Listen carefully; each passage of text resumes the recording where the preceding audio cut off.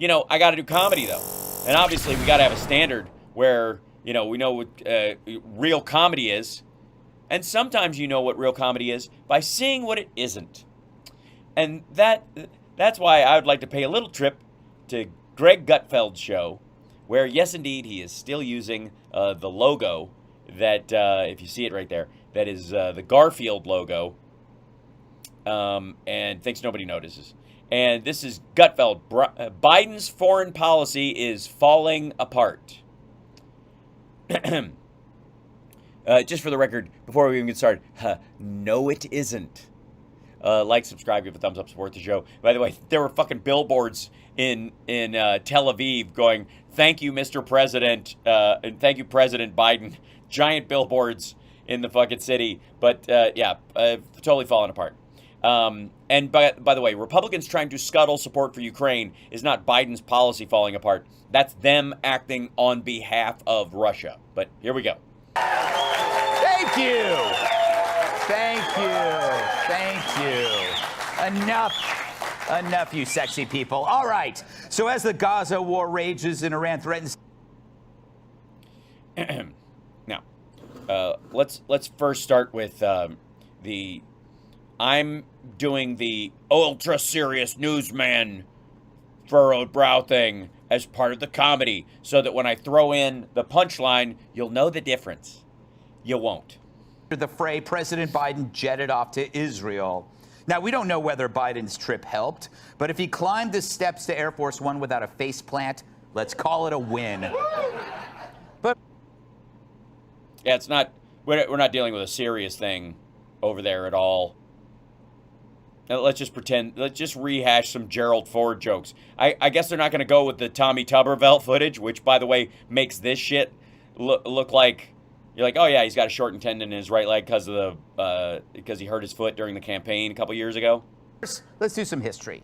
The truth is, the Middle East always exposes the naivete of past Democratic presidents. And not the naivete of the past Republican presidents? I see. Back in '79, President Jimmy Carter took American credibility into Bud Light territory when Iran seized 52 American diplomats. And Ronald Reagan made a deal to give them weapons to get them back and stopped the Carter administration from being able to get them out intentionally to manipulate the electorate. Yeah, you guys thought Trump was the first person who was colluding with a foreign power just to get elected. Looked weaker than Cat at LA Fitness. Yeah. No, it's okay. Yeah, it's all right. True. It took over a year. God damn. Dude, she has bigger arms than you do. For America to respond, which we finally did by electing Ronald Reagan. And that was after an aborted rescue that crashed in the desert. Oh, those Democrats, they want to abort everything. But Good Lord. That's the... Yeah. For the record, it would have been the morning after pill, because the abortion happened right after takeoff. I guess, what a fucking punk. U.S. service members were killed then, and it was really bad. In 2000, Bill Clinton held the famous Camp David summit between the Israelis and Palestinians, where he learned that no matter how much he pleaded, Yasser Arafat wouldn't go down as easy as Monica Lewinsky. Get the fuck out of here. So did he. They rejected more... What? So, because he went down on her is the idea, because they had an affair? Good Lord. Keep reaching, though. This is, who needs punchlines when you can just make your audience groan? Than me at that nudist colony. Barack Obama was convinced he could make a difference. He thought Iran could be brought around from a fascist theocracy to a friendly modern nation if we could just get that pesky nuclear deal done. And they did, and it was working. And then Donald Trump scuttled it. And then they're like, why would we make a deal with the Americans if the next president that comes along can throw it out the fucking window? Oh. So he sent over John Kerry and $1.7 billion in cash. They should have sent Hillary just to make her shut up and cover her face. Jesus Christ. You know what? I stand by what I said earlier. There's comedy, and then there's its direct opposite. Shut up and cover her face. I think that's the first pro-Hamas joke we can say of the evening. But the money part, they understood. Obama brought hope and more than a few bags of change, then watched helplessly as Iran built up bigger arms than his wife's. Look, the Mideast is probably the most politically screwed up place in the world. Yeah, why do we even care? Many of the issues go back so far, Larry Kudlow was still in school. Yeah.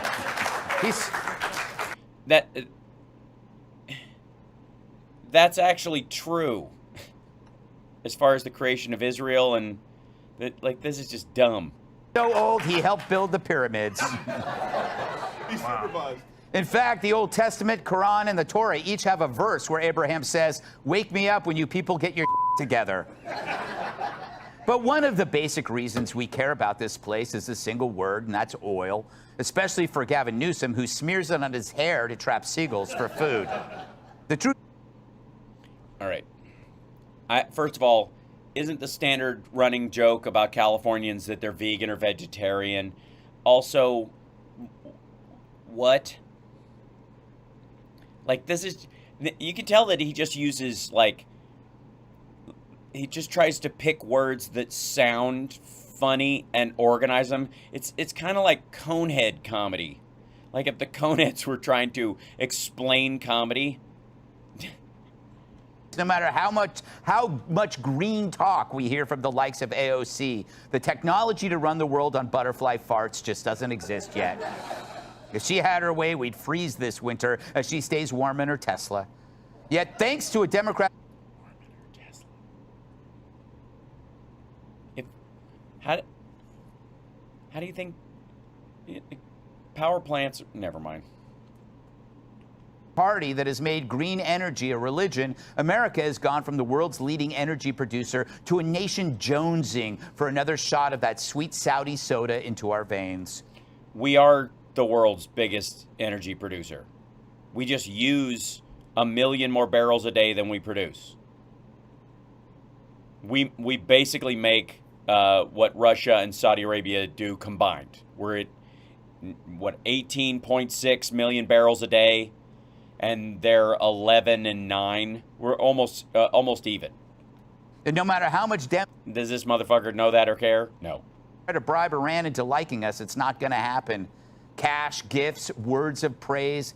It didn't make me return Taylor Swift's calls, and it won't work with the mullahs.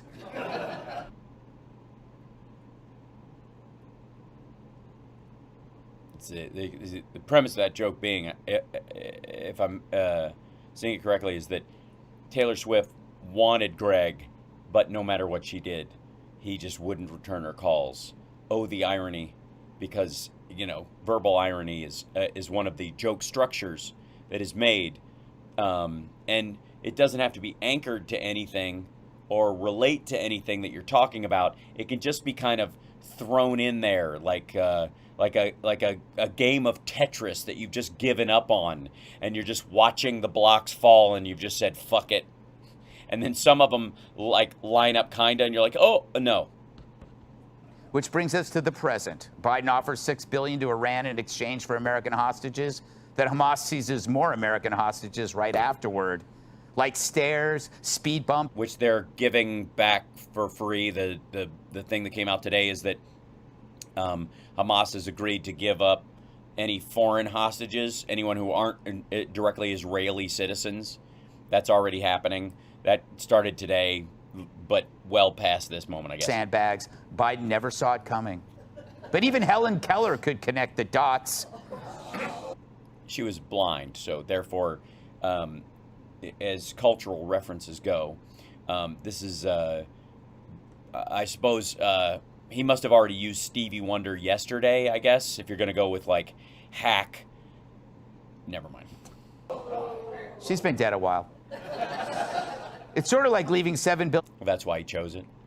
In weapons in Afghanistan, which end up being pointed at our allies. You know, if only Afghanistan had gun control. But I think they call that cause and effect. I guess they don't teach that in gender studies classes. Also, these guys with, I guess, M16s, and those guys, maybe those are Chinese rifles on the left. These guys have AK-47s on the right, which are not American rifles. Pretty sure everything these guys are wearing is Soviet made. So now we're caught up in all of this again. America's greatest foreign policy. Are we caught up in it all again? Or do we get, is that what happened, Greg? We got caught up in it? We're caught up in it because Hamas attacked a music festival that had foreigners visiting and going to this festival, and they were raped and murdered or captured or shot, and some of those people are still there. So we're caught up. Is that what happened? We got caught up in this again? Is this because Biden was in the middle of like, hey, I'd sure love to pass some legislation and stuff, but here we are caught up in this again. Thinkers have sharpened the points on their Ivy League dunce caps and formulated a new Mideast plan, the historic Don't Doctrine. My message to any state or any other hostile actor, don't. And anyone thinking of taking advantage of this situation, I have one word, don't.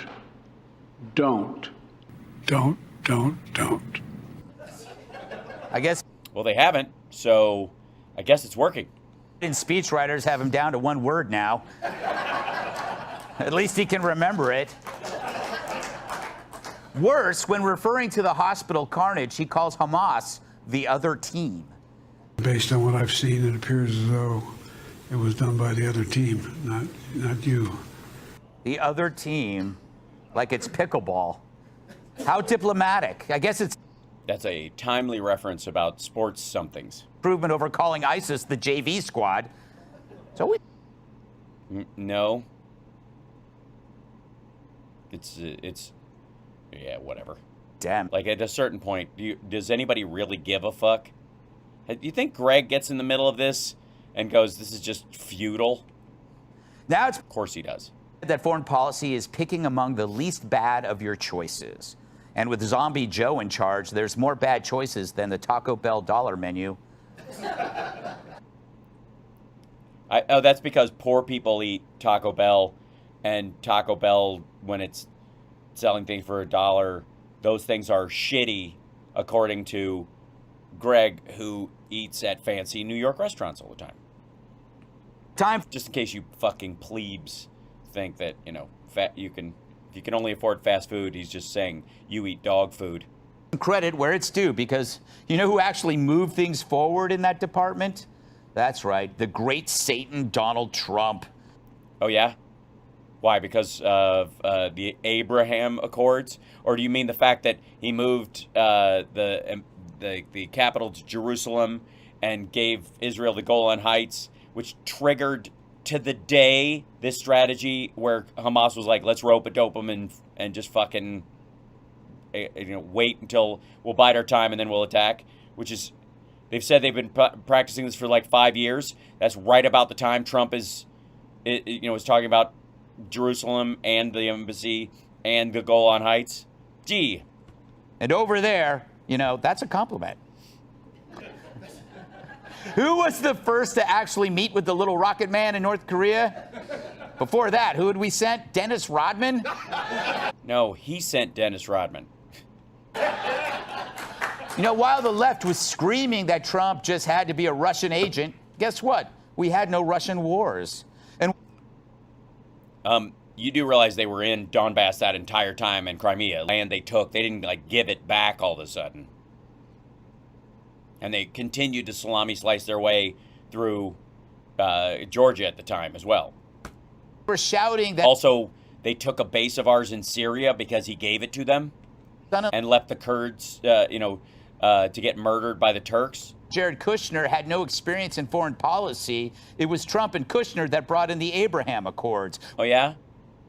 And was that those two countries finally put down their rifles and stopped fighting and had a ceasefire, did they?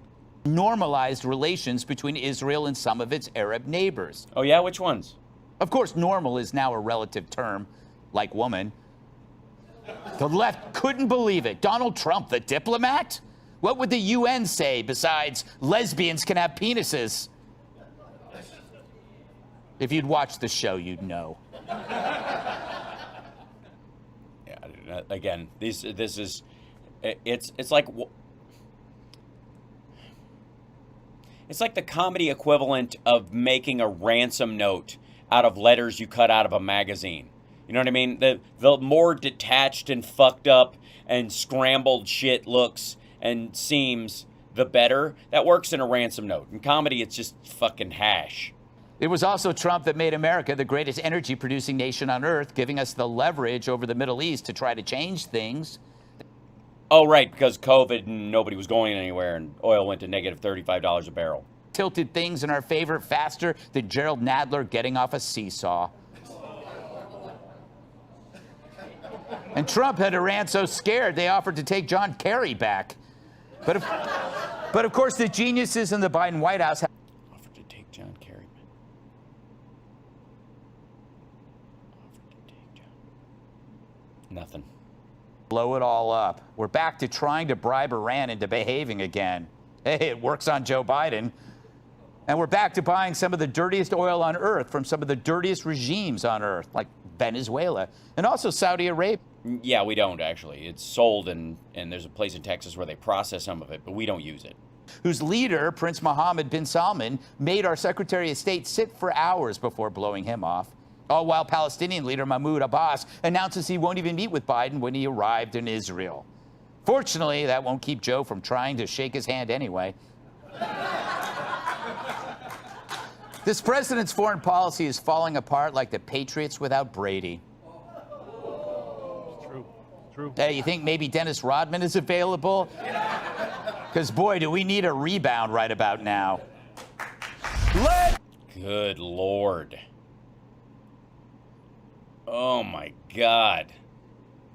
That's just, and then that's it, period. That's how that he ends with a big, like, zinger. Whew. God damn. It's interesting. You know, I've always said that, like, the band, Outkast, they like, it sounds like, your older brother yelling at you set to music. There's a little bit like just kind of like bitchy house guest. You ever like a couple that's arguing come over and they're at a party or something like that, and they just can't let it go even though they're in public and stuff, and it's like he's just being a complete asshole and nothing she can say is right, that kind of thing. That's Greg Kelly's monologues. That's all of Greg Kelly's monologue. I mean, it's Greg Kelly, listen to me. Greg Gutfeld. Greg Kelly's monologue. It's like Greg and the two Gregs could date. Greg Gutfeld's monologues are always just like that. Like, well, you fucking, I didn't even want to come to this fucking thing before she's, but she's gonna, I guess. Well, yeah, sure. Why don't you have another glass of wine? Yeah, cheese. That's what we want, more of that. We were going to eat before we came here, but she didn't want to, so I guess we'll just finger food it. You know what I mean? Like one of those odd fucking, are you guys okay? Yeah, we're fine. We're fine. This is exactly how we both wanted to spend our evening. Like that's, it just, oh God, just reeks. Tonight's guests. Look how miserable and worn out everybody is already. It's a Sapa 20, and that's just This is gonna be hilarious. pick out a tie. Host of Making Money on Fox Business, Charles P. I'm a choo-choo train.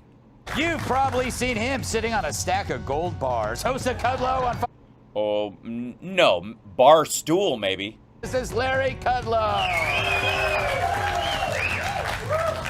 Like Or at several bars. Speaker of the House, old white men fight over her too. New York Times best-selling author and Fox News contributor, Kat Tiff. Welcome to Dead Inside.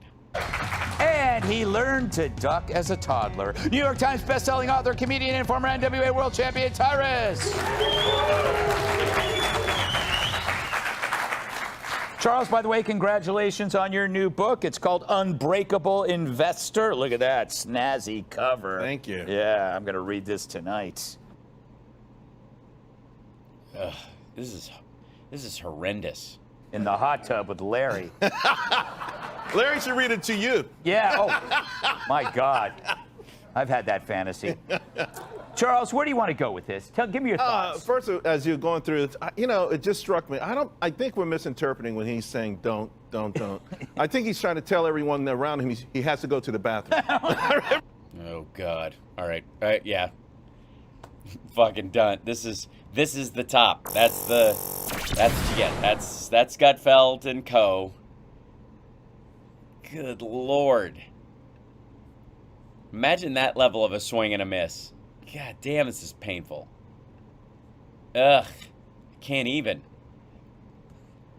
It's like, come on.